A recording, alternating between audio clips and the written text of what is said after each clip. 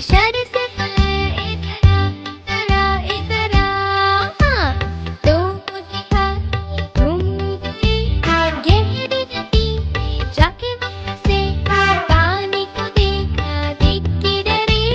तीसरे हाथी को इशारे से बुलाया इधर आ, इधर आ, इधर आ।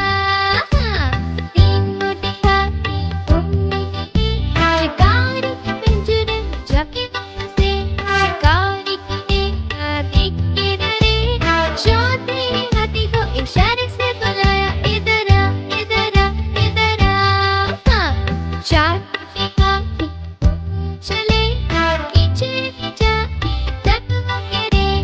खुद को देखा देख के डरे। पांचवें हाथी को इशारे से बुलाया इधर आ, इधर आ, इधर आ। पांच मोटे हाथी अपने घर चले।